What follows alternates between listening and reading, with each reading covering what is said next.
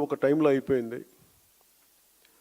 సర్దార్ వల్లభాయ్ పటేల్ గారు చెప్పిన మాటలు 47లో స్వాతంత్ర విభజన ముందు జరిగిన 2 సంవత్సరాలు కల్లోలం 49లో ఆల్మోస్ట్ మనకి ఈ కాన్స్టిట్యూంట్ అసెంబ్లీ డిబేట్స్ అన్నీ అయిపోయిన చివరిలో ఆయన అన్న మాటలు, human memory is very short.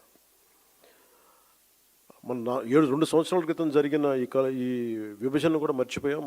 అందువల్ల ఇది ప్రతి ఒక్కళ్ళు గుర్తుపెట్టుకోవాల్సింది అనేది ఆయన చాలా వేదంతో చెప్పారు. అది సో దాన్ని, ఆ మాటల్ని నేను చాలా ఇన్స్పైర్ చేసినాయి నాకు.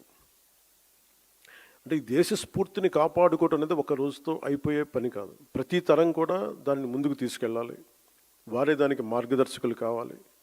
సమకాలీన రాజకీయాల్లో ఎవరైతే అధికారం కోసం ఆశపడి ఈ సూత్రాన్ని విస్మరిస్తారో వారు తమ స్వల్పకాలిక రాజకీయ ప్రయోజనాల కోసం ప్రజల మధ్య, ప్రాంతాల మధ్య విభజనను సృష్టించి దేశ సమగ్రతని ప్రమాదంలో పడేస్తున్నారు. అనేక మార్లు చెప్పాను. 2014లో కాంగ్రెస్ పార్టీ ఆంధ్రప్రదేశ్ రాష్ట్రాన్ని విభజించిన తీరు మీద మనం ఆవేదన వెలిబుచ్చాం తప్ప ఎక్కడ తెలంగాణ రాష్ట్ర విభజనని జనసేన ఏ రోజు కూడా దాన్ని అడ్డు చెప్పలేదు. ఇది 2009 నుంచి నేను రిపీటెడ్గా చెప్తున్నా. This is my commitment and also Janasena's commitment for betterment of Telangana, for the statehood of Telangana. కాకపోతే కాంగ్రెస్ పార్టీ విభజించిన తీరు మటుకు ఒక అసంతృప్తిని, ఒక అశాంతిని సృష్టించింది. ఈ రోజుకి ఆ వారసత్వపు సమస్యలు ఇలాగే ఉన్నాయి. ఆస్తుల పంపకాలు కావచ్చు. అంటే ఇవన్నీ కాంగ్రెస్ పార్టీ ఆ రోజు చేసిన విభజించిన విధానం కానీ, వాళ్ళ డివిజివ్నెస్ అప్రోచ్ కానీ ఈ రోజుకి ఆ ధోరణి మారలేదు. దానికి ఉదాహరణ ఇటీవల తెలంగాణలో జనసేన సభని అనుమతులు ఇవ్వకుండా అడ్డుకోవడం. ఈరోజు ఎజెండాలు ఇది ప్రధానాంశం కానప్పటికీ కూడా ప్రతిసారి ఒక్కొక్క రాజకీయ పార్టీ తమ సొంత రాజకీయ సరిహద్దులు పెట్టుకొని ఎలాంటి విభజనలు సృష్టిస్తారో చెప్పడానికి నేను దీన్ని ఒక ఉదాహరణగా చెప్తున్నాను. చాలామంది, ముఖ్యంగా మన తెలుగు రాష్ట్రాలు కావచ్చు, కొంచెం దక్షిణాది రాష్ట్రాలు కావచ్చు, మనం ఎక్కువగా వినేది, మేము ఢిల్లీ మెడలు ఉంచుతాం, చొక్కా పట్టుకొని నేలకు దించుతాం, తడాకా చూపిస్తామని దక్షిణాది నాయకులు చాలామంది చాలా పెద్ద పెద్ద మాటలు మాట్లాడుతూ ఉంటారు. కానీ నిజంగా వాళ్ళు ఢిల్లీకి రాగానే ఆ మాటలు ఎందుకు గొంతులోంచి రావు, పెగలు, ఏంటో భయం అనుకుంటాం. అంటే ఎందుకు రాదు అంటే ఆ మాటలు వ్యక్తుల్ని చూసి వీటన్నిటికంటే కూడా ఢిల్లీ రాజధాని చూసిన ఆ విశిష్టత, ఇక్కడున్న విశిష్టత, ఢిల్లీ అనేది ఒక వ్యక్తుల గురించి కాదు, అది చేసిన త్యాగాల గురించి. 140 కోట్ల మంది ప్రజలను సురక్షితంగా ఉంచడానికి, పరిపాలించడానికి నిరంతరం పోరాడుతున్న ఎన్నో నిబద్ధత కలిగిన సంస్థలు, అది న్యాయ వ్యవస్థలు కావచ్చు, రాజకీయ వ్యవస్థలు కావచ్చు, అడ్మినిస్ట్రేటివ్ వ్యవస్థలు కావచ్చు, డిఫెన్స్ వ్యవస్థలు కావచ్చు, ఇవన్నీ దగ్గరుండి చూసినప్పుడు మనకు అలాంటి మాటలు పెగలవు. తమ ప్రాంతాల్లో, మన రాష్ట్రాల్లో ఉండి పెద్ద పెద్ద మాట్లాడే నాయకులందరూ కూడా ఇక్కడికి వచ్చినప్పుడు ఢిల్లీ తాలూకు ఈ గాఢతను చూసిన తర్వాత ఈ దేశం యొక్క సమగ్రతని అర్థం చేసుకుంటారు. మీరు ఇండియా గేట్కి వెళ్తే ఈ దేశాన్ని ఏకతాటిపై ఉంచడానికి సైనికులు చేసిన త్యాగాలు మనకు అర్థమవుతాయి. ఒక సెంట్రల్ హాల్కి వెళ్తే 370కి పైగా న్యాయ నిపుణులు, అంబేద్కర్ గారు రాజ్యాంగ సారథిగా, చాలామంది ప్రముఖులు, నాయకులు కలిసి 2 సంవత్సరాల 11 నెలల 17 రోజుల పాటు రాజ్యాంగ చర్చలను ఎలా జరిపారో మనకి అర్థమవుతుంది. విభజన సమయంలో దాదాపు 2 కోట్ల మంది ప్రజలు నిర్వాసితులయ్యారు. 18 నుండి 20 లక్షల మంది ప్రజలు ప్రాణాలు కోల్పోయారు. మనం ఢిల్లీని తాకినప్పుడల్లా మనకి ఈ విషయాలని మనసులోకి, స్ఫురణలోకి వస్తాయి. ఇక్కడ నుండి కొన్ని గంటల దూరంలోనే మన పట్ల ఎంతో శత్రుత్వంతో ఉన్న పాకిస్తాన్ ఎంతసేపు ఆ సరిహద్దులు కనిపిస్తూ ఉంటాయి మనకి. ఈరోజు నేను ఎందుకు ఇక్కడ పెట్టానంటే, జనసేన పార్టీలోని ప్రతి ఒక్క నాయకుడు, ప్రతి సభ్యుడు ఇది అర్థం చేసుకోవాలని ఇక్కడ నేను పెట్టాను.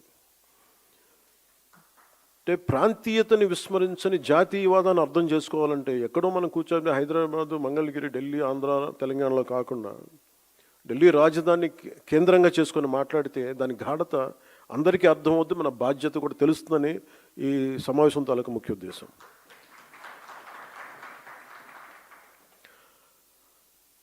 జాతీయ సమగ్రత, దేశభక్తి అనేది జనసేనకి చాలా కీలకమైన అంశం కావాలి మనందరికీ. భిన్నమైన విభజన ధోరణులు మనం ఎందుకు దూరంగా ఉండాలి అంటే, ఈ దేశం ఈరోజు ఈ స్థితిలో ఉండటానికి వెనక ఎంతటి త్యాగాలు ఉన్నాయో మనం అర్థం చేసుకున్నప్పుడు దీన్ని ఎలా గౌరవించాలి, ఎంత బాధ్యతగా ప్రవర్తించాలో మనకి తెలుస్తుంది. మనకున్న లిమిటెడ్ పరిమితులు కావచ్చు, స్వీయ పరిమితుల్లో మన స్వంత సామర్థ్యాలతోటి జనసేన పార్టీ ద్వారా దేశ స్ఫూర్తిని ముందుకు తీసుకెళ్ళటం ఈరోజు ఈ సమావేశం యొక్క ముఖ్య ఉద్దేశం. మీరు వీటన్నిటిని అర్థం చేసుకొని తిరిగి వెళ్ళినప్పుడు వీటన్నిటి వెనక ఉన్న లోతైన భావాన్ని, దీని గాఢతని, దీని తీవ్రతని మీరు అర్థం చేసుకుంటారు. అంటే ఒకసారి ఏమైపోతుందంటే, మనకి తెలుగులో చెప్తున్నట్టుగా మనకి కూపస్థ మండూకాలు అంటారు, బావిలో కప్పల్లాగా. మన నేల మీదే కూర్చొని మాట్లాడి మన పరిమితులతో ఉండే, అంటే మన గీసుకున్న గీతల మధ్య మాట్లాడితే దేశం తాలూకు సారూప్యత కానీ, దేశం తాలూకు విశిష్టత కానీ మనకు అర్థం కాదు. అందుకని మన స్వంత సరిహద్దులకి, మనం గీసుకున్న సరిహద్దులకి పరిమితం కాకుండా విశాల ప్రపంచాన్ని చూడటానికి ఈ రోజున ఢిల్లీ రాజధాని మనకు పెద్ద వేదికని ఇచ్చింది. సుమతి సత్యంలో చెప్పినట్టు మనందరం ఏమనుకుంటామంటే, అంటే బలవంతమైన సర్పం కూడా చలిచీమల చేత చిక్కి చచ్చిపోద్ది అంటారు. మనందరం ఏమనుకుంటాం, మనకు స్థాయి లేదులే, మనందరం చిన్న మనుషులే పెద్దలు అనుకుంటాం, ప్రతి ఒక్కరు ఈజీగా మాట్లాడేయచ్చు అనుకుంటాం. కానీ ఇలాంటి ప్రతి వ్యక్తి, ఈ మధ్య మీరు చూస్తా ఉన్నారు కొంచెం కాక్రోచెస్ అనే ఇది కూడా అని నాకు సుమతి శతకం గుర్తొచ్చింది. అంటే చాలా చిన్నగా కనిపించే క్రిమి కీటకాలు కూడా, చిన్న చీమలు కూడా ఒక బలవంతమైన సర్పాన్ని చంపేస్తాయి అన్నట్టుగా చిన్న చిన్న ఆలోచనలు ఇండివిజువల్ వ్యక్తులు వీళ్ళందరూ కూర్చొని మనకి సరైన దేశం తాలూకు గాఢతని కానీ, తీవ్రతని కానీ, దీని తాలూకు లోతుని అర్థం చేసుకోకపోతే చాలా డివిజివ్నెస్ యాటిట్యూడ్తో మాట్లాడి దేశం తాలూకు సమగ్రతని బలి చేసేయడానికి ఎప్పుడు శక్తులు సిద్ధంగా ఉంటాయి. అలాంటి అలాంటి ఆలోచన ప్రవాహంలో మనం చిక్కుకోకూడదు అన్న భావన తెలియజెప్పడానికి ఈ ఢిల్లీని వేదికగా పెట్టాం. అయితే చాలా కోట్ల మంది చిన్న చిన్న ఆలోచనల వ్యక్తులు కూడా కలిస్తే అది మంచి కావచ్చు, చెడు కావచ్చు, చాలా బలమైన ప్రభావాన్ని సృష్టించగలరు.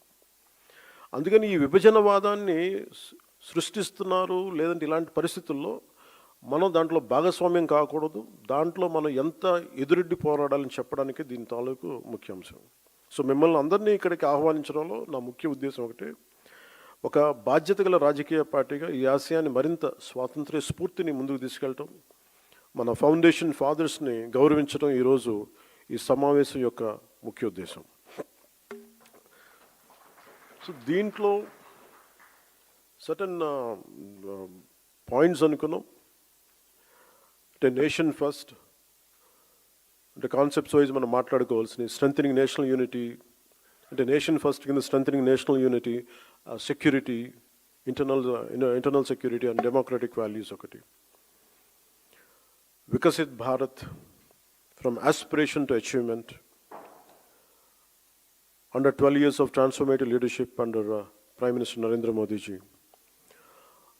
అలాగే 2 years of renewal, reconstruction, inclusive development in Andhra Pradesh, from crisis to confidence, a journey to sacrifice, Janasena, 12 years prasthanam, a journey of sacrifice, service and people's trust. అలాగే భవిష్యత్తు సరికొత్త తరం, అందరూ మాట్లాడుతున్న క్యాచ్ ఫ్రేజ్ జెన్జీ అనేది, భవిష్యత్తుకి జనసేన తరపు నుంచి ఎలాంటి దిశానిర్దేశం చేయాలి వీటన్నిటిలో. సో ముందు వెళ్ళబోయే ముందు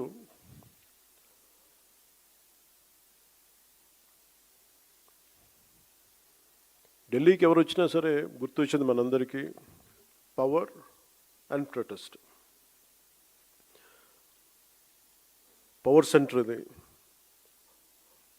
సదరు పార్టీలు ఎంపీలు కావచ్చు, నాయకులు కావచ్చు, అడ్మినిస్ట్రేటివ్ పవర్ సెంటర్స్ కావచ్చు, it's seat of position of power, seat of power. దీనికి సంబంధించి వస్తారు. ముఖ్యంగా మన ఎంపీలకు కానీ, జనసేన నాయకులకి అందరికీ కూడా Don't make Delhi, capital Delhi, as a networking place. ప్రతి దక్షిణ భారతదేశం నుంచి వచ్చిన అందరం చెప్పలేను కానీ చాలా వరకు నేను విన్నది, నాట్ ఆల్, స్పెసిఫిక్గా చెప్తున్నాను, మన పార్టీ నుంచి ఉన్న ఎంపీలు ఎవరు కూడా మీరు దేశ ప్రాధాన్యతని ముందుకు తీసుకెళ్ళాలి. You are not just representing Andhra Pradesh, you are representing entire Bharat. You have a responsibility. ఎందుకంటే ఒకసారి one single MP can make a huge difference. అలాంటిది మన రాజ్యసభకి వెళ్ళే ఎంపీ కావచ్చు, లేదంటే ఆల్రెడీ ఉన్న మన లోక్సభ ఎంపీలు కావచ్చు, you have a greater role to play in nation building. సమస్య ఎక్కడ ఉంటుందంటే మనుషులను పంపించగానే, అంటే మీ మీద ఎంత బాధ్యత ఉంది ఎంపీలు కానీ చెప్పడానికి. ఇప్పుడు దాకా నేను 2 సంవత్సరాలు ఎప్పుడు మాట్లాడాల. నేను ఒక 2 సంవత్సరాల తర్వాత అడ్మినిస్ట్రేషన్ అన్ని యాంగిల్స్ని అర్థం చేసుకున్న తర్వాత I felt it is the need. ఒక పుష్కర కాలం పట్టింది. ఈ పుష్కర కాలంలో ఎంపీలుగా మీ ముగ్గురి మీద చాలా చాలా బాధ్యత ఉంది. మీరు కశ్మీర్ నుంచి కన్యాకుమారి దాకా ఉన్న సమస్యలు మీరు ప్రస్తావించాలి, మీరు అవసరమైతే. అంతేగాని కూర్చోబెట్టి ఇది మనం స్టేట్లో కూర్చోబెట్టి మన పార్లమెంటరీ నియోజకవర్గాలకి, మన రాష్ట్ర ప్రయోజనాలకైతే అంబేద్కర్ గారి నేతృత్వంలో వచ్చిన రాజ్యాంగం దానికైతే పెట్టలేదు. కేవలం మీ రాష్ట్ర ప్రయోజనాలకు, మీ పార్లమెంట్ ప్రయోజనాలకు కాదు, మీరు దేశ ప్రయోజనాల కోసం మన ఎంపీస్, మీరు ముగ్గురే కావచ్చు కానీ మీ ముగ్గురు కూడా జనసేన తాలూకు గళాన్ని చాలా చాలా బలంగా వినిపించాలి. You have to have an independent voice. అంటే ఈరోజు ఇంతమంది ఉన్నాం ఇక్కడ అంటే దీని వెనక చాలామంది ఒక youth who wants to fight for their fundamental rights and who stood by you through the most turbulent and difficult times. ఎన్నిసార్లు మనల్ని ఇబ్బందులు పెట్టినా, ఎన్ని చేసినా వాళ్ళు నిలబడ్డారు అండగా మనకి. సో మీరు యూత్ ఆస్పిరేషన్స్ని కూడా మీరు గుర్తుపెట్టుకోవాలి.